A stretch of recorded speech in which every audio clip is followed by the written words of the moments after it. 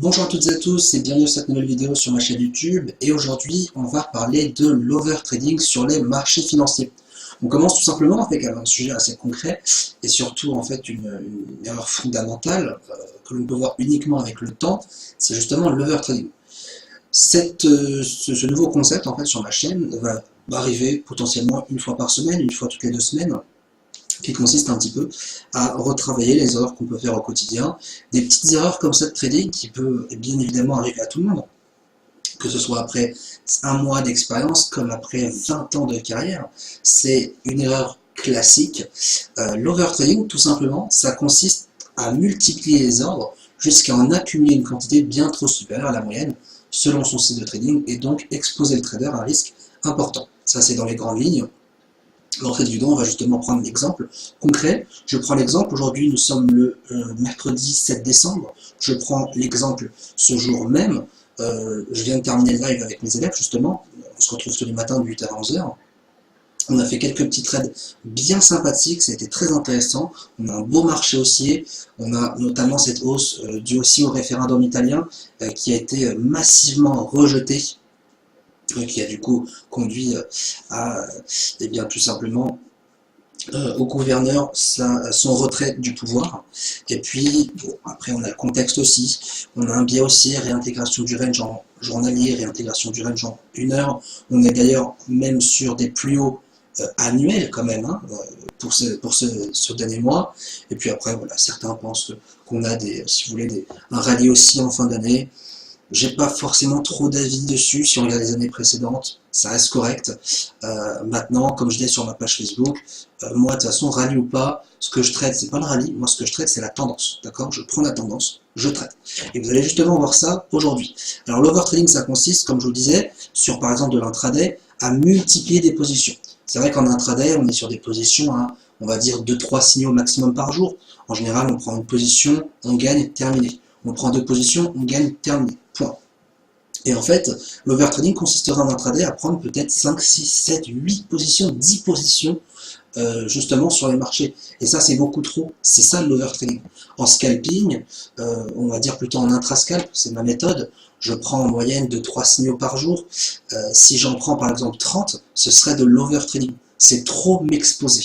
D'accord? Et je vais vous donner un exemple concret. Je vais utiliser pour ça la méthode. Attention, ce n'est pas une stratégie, mais je vais l'utiliser en stratégie sur cette vidéo. Je vais utiliser la méthode que j'ai gratuitement partagée avec vous sur ma chaîne YouTube, qui est la stratégie de tendance que j'enseigne justement à l'école ICT Finance. Ce n'est pas la technique principale, mais c'est une technique qui est extrêmement intéressante. Si vous ne connaissez pas beaucoup de choses sur les marchés financiers, ne vous inquiétez pas, en 2017, il y a de très gros projets et je serai ravi de pouvoir vous aider dans votre évolution de trading.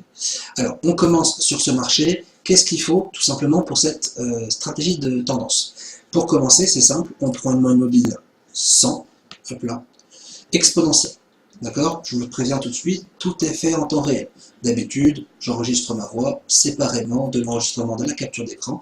Là, cette fois-ci, pour ce format de vidéo, des erreurs de trading, j'ai décidé de faire un format direct. Comme ça, je peux vraiment parler sans réelle coupure. Je parle et j'applique. Donc, une première moyenne mobile, 100 en exponentielle. Une deuxième moyenne mobile, 300 en exponentielle. Et pour le coup, je vais la mettre en vert. Ici, voilà.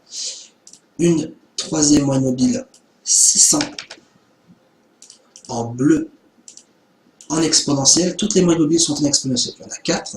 Et la dernière moyenne mobile, 1000, cette fois-ci en exponentielle, en rouge. Nous voilà avec, hop, en rouge exactement, c'est parfait. Nous voilà du coup avec 4 moyennes mobiles, 100, 300, 600 et 1000. Et pour obtenir le résultat, nous allons ajouter un remplissage entre le cours et la moyenne mobile. Si vous utilisez MT4, malheureusement, ce n'est pas possible d'ajouter de la couleur. C'est uniquement sur ProRealTime que l'on peut le faire, en tout cas sur la seule plateforme que je connais. J'ajoute un remplissage, c'est fait automatiquement puisqu'il n'y a que mes indicateurs qui sont présents sur le graphique. 1, 2, 3, 4, et voilà, j'obtiens de la couleur. Qu'est-ce que j'obtiens? Magnifique, d'accord? Magnifique, très beau bandeau haussier sur le DAX, c'est nickel. Si je pars en 5 minutes, hop là, sur du 5 minutes, regardez ça, c'est parfait. D'accord? Très beau bandeau haussier, c'est nickel. Rien à dire, la tendance est largement convergente. La technique, elle est simple.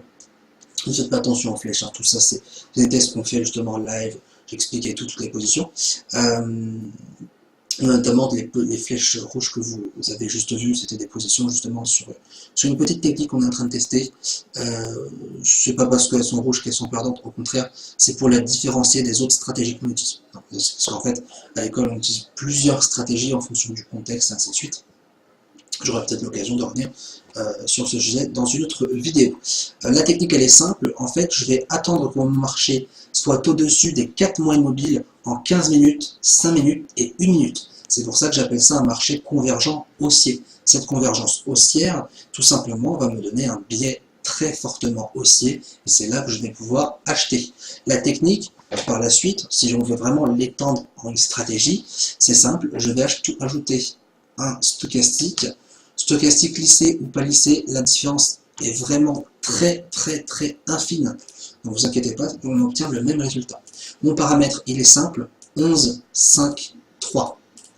D'accord? 11, 5, 3 en termes de paramètres. Et je vais tout simplement appliquer ma technique. La stratégie autour justement de cette méthode des 4 mois immobiles 100, 300, 600 000 en exponentiel, c'est tout simplement de capter un point bas, donc un point bas en dessous des 20 à la clôture. J'attends un retournement du stochastique, la clôture de la bougie, j'achète. D'accord? Deux conditions du coup. Le cours est au-dessus des 4 mois immobiles, plus le cours du stochastique croise en dessous des 20. Ça, c'est le plus important. Si j'ai un croisement, par exemple ici j'ai un croisement et mon marché est en dessous de la 100, je ne prends pas. D'accord? Car j'estime que je suis dans un mouvement de respiration. Ces mouvements de respiration sont intéressants en intraday. Mais en intrascalp, ce n'est pas ce qui va justement m'intéresser. Donc, à partir de cet élément-là, je vais me focaliser justement sur la journée ici de mercredi, et je vais pouvoir prendre tout simplement tous les trades acheteurs en dessous des 80, en dessous des 20, excusez-moi. Je vais prendre ce trade-là, par exemple, ici, on a un croisement. Je vais prendre ce trade-là, je vais prendre ce trade-là, et je vais prendre ici, ici, je vais prendre ce trade-là. Donc, ce qui fait que, si je reporte ça en termes de flèche, j'ai un trade à l'achat, un trade à l'achat ici, un trade à l'achat ici, et enfin un trade à l'achat juste là. Notre stop loss moyen, alors il va varier en fonction du contexte bien évidemment, on va mesurer un petit peu l'amplitude.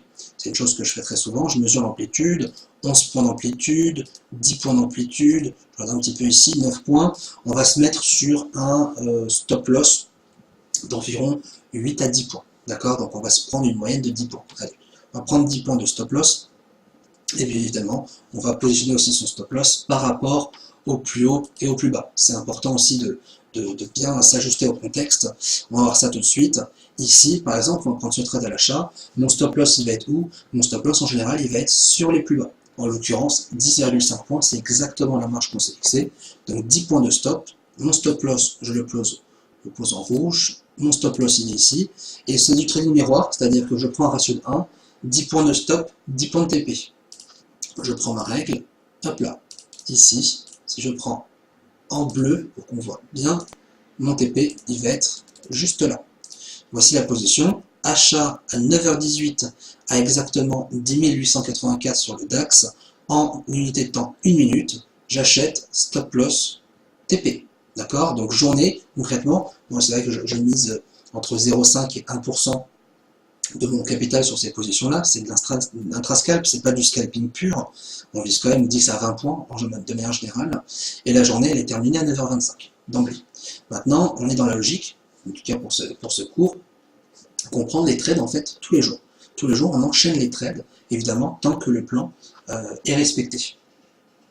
Dans ce cas, nous allons prendre les autres trades, on peut déjà marquer ce trade comme gagnant, puisque celui-ci a bien été exécuté.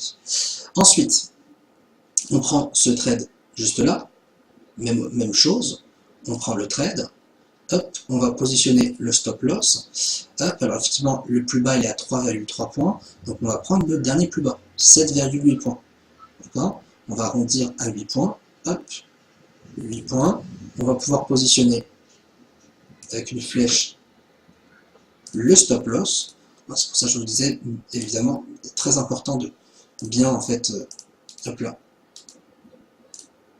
hop, supprimer la règle, très important, justement, ce que je vous disais, en fait, hein, c'est justement de, eh bien, effectivement, de s'habituer à poser de 1 obligatoire un stop loss et de s'adapter en fonction du contexte, en fonction des impulsions du marché. C'est le plus important. Donc ici, on a un stop de 8 points, ça reste pas correct, hein, on est vraiment entre 8 et 10 points, en fonction des plus hauts et des plus bas, stop touché, hein, stop take profit touché, pardon, la position est bonne. Donc, à ce niveau-là, c'est très correct. Puis ensuite, c'est là qu'on va arriver dans les trades un petit peu moins bons. On va prendre ce trade.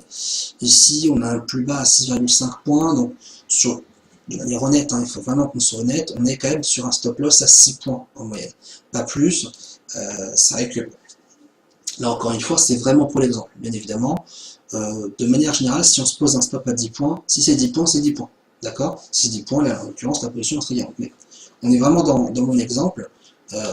Vous verrez rarement des personnes qui vous font perdre exprès des trades en théorie pour vous montrer des bons exemples, mais en l'occurrence, il me faut un exemple. Alors hop, je vais prendre ici, voilà, et me voilà avec mon stop.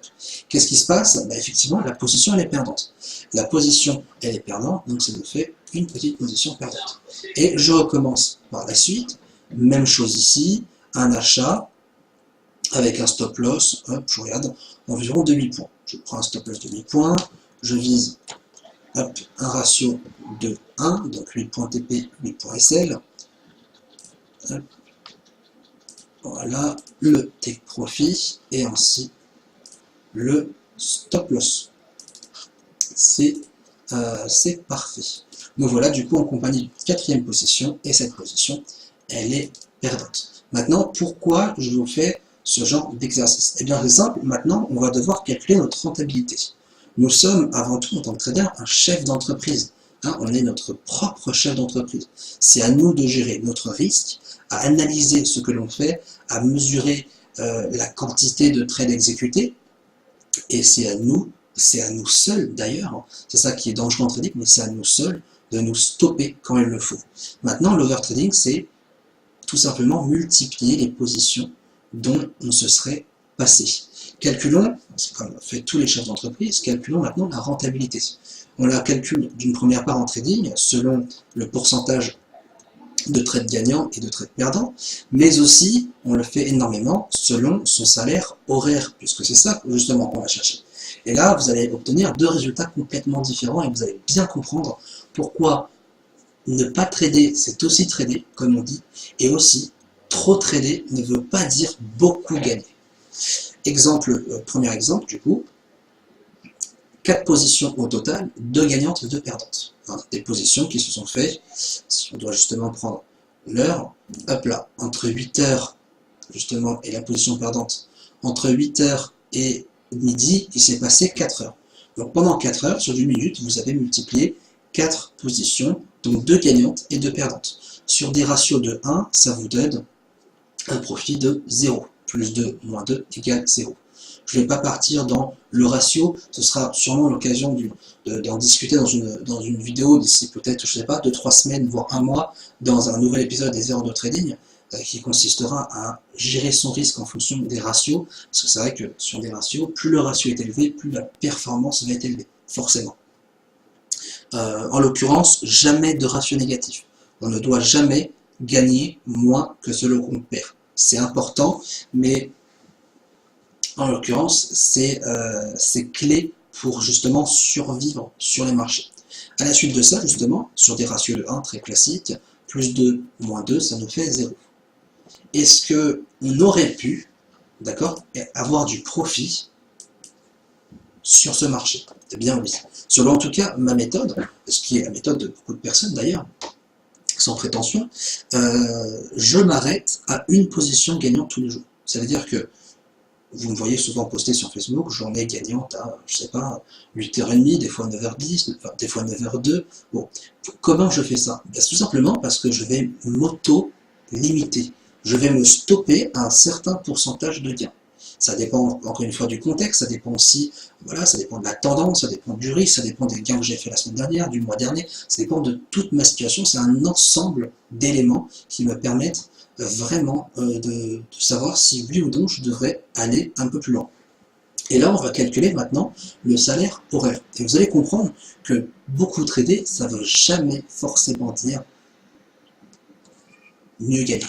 Parce que moins trader, dans certains cas, dans la plupart du temps en tout cas, ça veut dire gagner beaucoup plus. Mais pas gagner beaucoup plus en pourcentage, mais gagner plus en temps investi par rapport aux bénéfices. Exemple, on a une première position à exactement 9h18 qui était gagnante à 9h25. Un petit écart de 10 points qu'on prend, on va se prendre 0,5% de risque, on est sur un capital à 50 000, d'accord? Capital à 50 000, 0,5% sur 50 000, ça fait 250 euros. On est d'accord. 250 euros, la position, ça reste très intéressant. 250 euros à 10 points, je vous laisse calculer le lot, on va faire un petit calcul mathématique assez simple. Ok, ces 250 euros, on les a fait à partir du début, donc on est arrivé à 8h sur le marché, on commence à trader à 8h sur le marché, et la position elle est gagnante à, j'ai dit, 9h25. Il nous a fallu 1h25 minutes pour faire un rendement de 250 euros. Jusque-là, on retient ça en tête. Puis par la suite, on a voulu faire malheureusement de l'overtrading. On a pris une deuxième position, excellent. Puis une troisième, hop là, on est repassé à +1. Et une quatrième, on est passé à justement 0. Ce 0, on l'a atteint en combien de temps? Eh bien, de 8 heures, justement, ce que je vous disais, à hop là, midi pile. On a atteint ce 0% en 4 heures. Le calcul va être très simple. Si je prends maintenant ma rentabilité, justement, hop, si je prends ma rentabilité, j'ai fait 250 euros en 1h25 avec un capital de 50 000. Je le précise parce que malheureusement, beaucoup jouent avec ça. Moi, la plupart du temps, et même je ne parle même jamais d'argent pour ma page, je parle toujours de rentabilité. Parce que c'est pas intéressant que vous fassiez 250 ou 500 euros. On s'en fout en fait, concrètement. Pourquoi? Parce que quelqu'un qui a fait 100 euros a peut-être fait plus que quelqu'un qui en a fait 1000. Vous allez me dire, mais comment? La personne qui a fait 100 euros a peut-être un capital de 1000 euros, ce qui représente 10%, et la personne qui a fait 1000 euros a peut-être un capital de 1 million d'euros, ce qui là représente absolument rien du tout. D'accord? Donc c'est vraiment en fait, comment dire, proportionnel à votre capital. Je parle toujours en pourcentage. Si un tel et un tel ont fait, peu importe le capital, si vous avez fait 1%, 1% c'est en fonction de X euros. Donc 1% c'est 1%. Voilà. En l'occurrence, là, on prend un demi-pourcent, que ce soit un demi-pourcent sur 10 000, 50 000, 100 000, 300, 500 000 euros, 1 milliard d'euros, c'est 0,5% fixe. Bon, ça c'est important. Donc là, en l'occurrence, je vous donne toutes les données. On est sur 50 000 euros de capitaux, on est sur un demi-pourcent, soit 250 euros la position. 250 euros en 1h25 minutes. D'accord? 1h25 minutes, ça représente, si on doit reconvertir ça sur une unité fixe, ça représente 1,5. Donc on est à la moitié de l'heure. 1,5, hop, sur combien? Eh bien tout simplement sur 250 euros. Je fais un peu n'importe quoi. Hop, 1,5, ça nous fait un salaire horaire de 166 euros. D'accord? Je vais noter ça en haut. Salaire limité, 166 euros. Pourquoi salaire limité? Parce que c'est un salaire où on s'est limité dans nos performances. C'est vraiment une performance limitée. Et le salaire, il est de 166 euros de l'heure. Quel est maintenant le salaire au bout de 4 heures de trading? Eh bien, il est de 0. En l'occurrence, ce n'est pas forcément le meilleur des exemples, justement. Donc c'est pour ça que je vais retirer cette dernière position. puisqu'en fait le calcul est très simple, hein. En 0 heure, si on a gagné 0, bah, ça fait un salaire de 0 euros de l'heure. Mais si je retire, même si je retire justement cette dernière position, vous allez voir un petit peu, je vais vous prouver ça. Si je retire cette dernière position et je garde les trois positions, plus 1, moins 1, ça vous fait plus 1%, plus une position en tout cas. D'accord? Donc vous avez fait plus 0,5% de votre capital. Plus 0,5, ça fait 1, moins 0,5, ça fait 0,5% du capital. Je prends mon heure de départ, donc 8 heures, et la position, elle est perdante à exactement 11h04, soit 3h04. Si je vais prendre ça en termes de salaire horaire, justement sur une stratégie illimitée, c'est-à-dire que je ne me limite pas sur la durée du temps, sur le nombre de positions et sur le pourcentage de gain, tout simplement. J'ai aussi gagné 250 euros, puisque j'ai 2 moins 1, donc 1. J'ai 250 euros que je divise du coup par 3 heures. Et j'ai un salaire illimité de 83 euros de l'heure. Voilà la comparaison la plus utile que je peux vous faire. Évidemment, 83 euros de l'heure, vous n'allez pas cracher dessus, hein, même si c'est 83, c'est énorme. Oui, c'est énorme, mais c'est très peu par rapport au salaire limité, qui de 1, vous aurez donné un meilleur salaire horaire, puisque vous aurez pris 166 euros de l'heure, et de 2, vous aurez pu beaucoup plus profiter de votre journée. C'est ça le plus important, c'est de savoir s'arrêter. J'aime pas du tout quand on compare le trading au casino, si vous voulez. Mais par contre, le côté psychologique, il est similaire en fait au casino. Au casino, le plus dur, c'est pas de gagner. Le plus dur, c'est de s'arrêter. Et en trading, c'est pareil. Quand vous n'avez pas un bon plan, quand vous ne savez pas ce que vous faites, par exemple, je sais pas, vous avez un plan de allez, 5% de risque maximum dans une journée. Bon, c'est pas mal, c'est beaucoup, hein, mais imaginons, j'ai 5% de risque par jour de perte. D'accord? Quel est votre objectif maximum par jour? Et vous ne savez pas. D'accord? Un objectif illimité de gain par jour n'est pas forcément plus intéressant qu'un objectif limité. Alors effectivement, dans certains cas, si cette position-là, si cette troisième position était gagnante, on aurait fait 750 euros. Bon, là, en l'occurrence, je vous aurais dit, bon, c'est vrai que c'est rentable. Mais est-ce que c'est vraiment toujours le cas? Qui pourrait, aujourd'hui, oser dire que tous les jours, sur du long terme, il est plus rentable à faire du gain illimité plutôt que du limité? C'est simple. Hein, c'est aussi simple que ça. Vous avez des opportunités. Après, là, je parle vraiment d'intrascalp. Sur de l'intraday, bon, si on traite, je ne sais pas, 10 marchés, on peut se permettre de prendre, je ne sais pas, 10 positions, hein, une position par marché, tout à fait possible.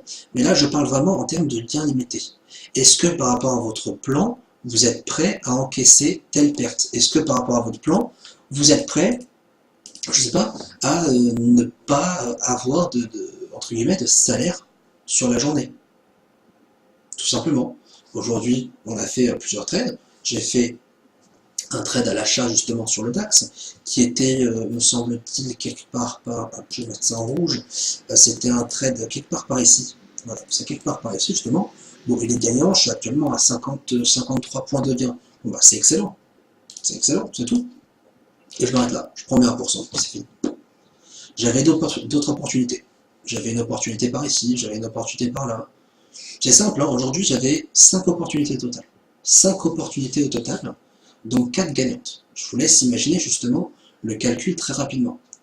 Qu'est-ce que j'ai fait? J'ai pourtant pris une seule position. Parce que par rapport au contexte, par rapport à certaines indications, soit de mes indicateurs, soit de la logique, il y a beaucoup de facteurs qui vont justement vous dire que bah, le marché ne va peut-être pas non plus monter plus haut, ou même s'il monte plus haut, à cet instant, le marché peut se retourner. Bah, si vous voulez, mon facteur, il était important. Je me suis dit, voilà, je m'arrête, d'accord? On est la veille des taux d'intérêt sur la Banque Centrale Européenne, demain à 13h45, me semble-t-il, si je ne dis pas de bêtises. Je vais m'arrêter. Je prends mes bénéfices. Si cet après-midi, il y a des beaux mouvements, bah, pas de souci, je continuerai peut-être une position supplémentaire, pas plus, mais le côté psychologique est super important. Grâce au salaire horaire, je viens de vous montrer que beaucoup trader, c'est pas forcément gagner plus. D'accord? Bien évidemment, tout ça, c'est purement théorique. Et c'est ça, en fait, l'overtrading. C'est de vous montrer que vous pouvez multiplier peut-être, je sais pas, 10, 20 positions en intrascalp, mais c'est pas pour autant que vous serez toujours gagnant. C'est pour ça qu'il est très important de l'introduire dans votre plan de trading. À combien vous voulez vous arrêter? Là, en l'occurrence, si j'étais perdant, c'est pas grave, j'aurais pris la position d'après. J'étais gagnant, ok. Si j'étais perdant sur l'autre, j'aurais pris moins. Et ainsi de suite, ça fait partie de mon plan. C'est très très important. D'accord? Ça fait partie de mon plan. J'ai tout un plan pour me dire, voilà, si j'ai telle configuration, j'ai une probabilité de environ tant de pourcents que mon trade soit perdant, donc je vais éviter. Si j'ai cette configuration-là, si par exemple le cours est à côté de la même 100, j'ai par exemple, je sais pas, 80% de réussite. S'il est loin, j'ai peut-être, je sais pas, 40%. C'est vraiment, je dis ça au hasard, mais rien que ça vous permet de vous dire, bah effectivement, si mon marché est à côté d'une MM100, j'ai beaucoup plus de probabilité pour que mon trade soit gagnant plutôt que le cours soit loin de la MM100. C'est, encore une fois, c'est au hasard que je dis ça, mais c'est à vous à côté par rapport à votre stratégie de vous adapter, tout simplement. C'est à vous de vous adapter par rapport à ce que votre stratégie vous offre. Et c'est à nous, ensuite, en tant que trader, de travailler dans les meilleures conditions. J'espère justement que cette vidéo vous aura plu. Premier épisode, les erreurs de trading, l'overtrading. N'hésitez pas à me proposer des sujets d'épisodes, justement, pour la semaine prochaine. Évidemment, j'ai quelques idées. Il y en a beaucoup, hein, le stop, je ferai une vidéo justement sur pourquoi le stop loss est intéressant, et où il faut le poser de manière générale, est-ce qu'il y a peut-être des indicateurs pour... Voilà, ça sera... vous inquiétez pas, ça va être une série assez complète. J'ai la série justement questions-réponses, donc QR, on est déjà au QR4. Le dernier sujet a été justement qu'est-ce que le plan de trading. Si vous vous demandez qu'est-ce qu'un plan de trading, j'en ai parlé aujourd'hui, allez checker la QR4. Si vous avez n'importe quelle question en trading, n'hésitez pas aussi à la poser dans cette vidéo, en bas dans les commentaires YouTube ou bien sur ma page Facebook de trading. Et je répondrai directement, ou je vous répondrai même en vidéo, directement en QR. Il n'y a aucun souci, au contraire, venez autant que vous êtes, vous me posez des milliards de questions, je te répondrai bien évidemment avec plaisir, j'ai toujours du temps pour ceux justement qui ont la soif d'apprendre. Beaucoup de projets vont arriver pour 2017, on a notamment l'arrivée de signaux en janvier-février, j'en ferai aussi une vidéo dessus. Qu'est-ce que les signaux de trading? Pour qui? Pourquoi? Comment? Toutes les questions qu'on peut se poser, le tarif, la rentabilité et ainsi de suite. Je vous souhaite tout simplement une bonne journée, hein. Il ne me reste plus qu'à vous souhaiter de bons trades.